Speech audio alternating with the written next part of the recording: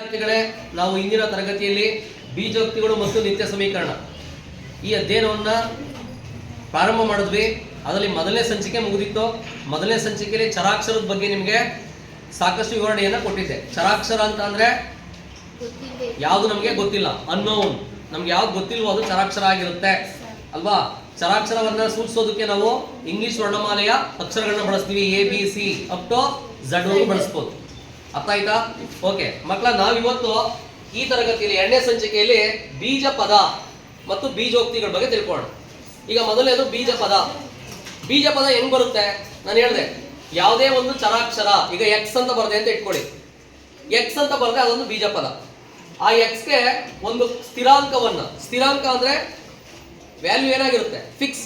ಈಗ 2 ಅಂತಂದ್ರೆ 2, 3 ಅಂದ್ರೆ ಅದನ್ನೇನಂತ ಕರಿತೀವಿ ನಾವು? ಸ್ಥಿರಾಂಕಗಳು. ಏನ್ ಹೇಳ್ತೀವಿ ಅವನ್ನ? ಇಂಗ್ಲಿಷ್ ಅಲ್ಲಿ ಕಾನ್ಸ್ಟೆಂಟ್ ಅಂತ ಹೇಳ್ತೀವಿ. ಯಾವುದೇ ಒಂದು ಚರಾಕ್ಷರಕ್ಕೆ ಒಂದು ಸ್ಥಿರಾಂಕವನ್ನ ಗುಣಾಕಾರ ಮಾಡಿದಾಗ ನಮ್ಗೇನ್ ಬರುತ್ತೆ? ಇನ್ನೊಂದು ಬೀಜ ಪದ ಬರುತ್ತೆ. ಅಥವಾ ಚರಾಕ್ಷರದ ಘಾತವನ್ನ ಹೆಚ್ಚು ಮಾಡಿದಾಗ, ಎಕ್ಸ್ ನ ಘಾತ 2, ಎಕ್ಸ್ ನ ಘಾತ 3 ಈ ತರ ಮಾಡಿದಾಗ ಇದು ಕೂಡ ಏನಾಗುತ್ತೆ? ಒಂದು ಬೀಜ ಪದ ಆಗುತ್ತೆ. ಬರೀ ಒಂದು ಸ್ಥಿರಾಂಕ ಬರೆದ್ರೆ ಅದು ಕೂಡ ಏನಾಗುತ್ತೆ? ಒಂದು ಬೀಜ ಪದ ಅಂತ ಹೇಳೋದು. ಅರ್ಥ ಹೇಳ್ತಿರೋದು? ಓಕೆ ಮಕ್ಕಳ, ಇನ್ನೊಂದು ಹೇಳ್ತೀನಿ. ಬೀಜ ಪದ ಅಂದ್ರೆ ಏನು? ಒಂದು ಚರಾಕ್ಷರ, ಒಂದು ಸ್ಥಿರಾಂಕ, ಒಂದು ಚರಾಕ್ಷರಕ್ಕೆ ಒಂದು ಸಂಖ್ಯೆಯನ್ನ ಗುಣಾಕಾರ ಮಾಡಿದಾಗ ಅಥವಾ ಚರಾಕ್ಷರದ ಘಾತವನ್ನ ಹೆಚ್ಚು ಮಾಡಿದಾಗ ನಮ್ಗೇನ್ ಸಿಗುತ್ತೆ?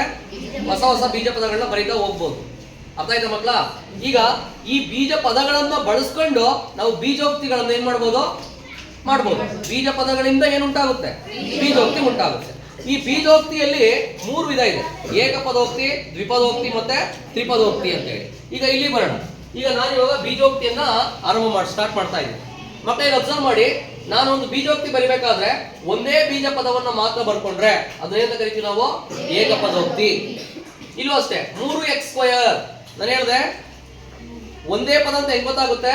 ಒಂದು ಸಂಖ್ಯೆಯನ್ನ ಚರಾಕ್ಷರಕ್ಕೆ ಗುಣಾಕಾರ ಮಾಡಿದಾಗ ಎರಡು ಬೇರೆ ಬೇರೆ ಅಲ್ಲ, ಅದು ಫುಲ್ ಏನಾಗಿರುತ್ತೆ? ಒಂದೇ. ಸೊ ಇದು ಕೂಡ ಏಕಪದೋಕ್ತಿ. ಇಲ್ಲಿ ಎಷ್ಟು ಬೀಜ ಪದ ಇದೆ? 8xyz. ಇದು ಫುಲ್ ಕೂಡ ಒಂದೇ ಪದ.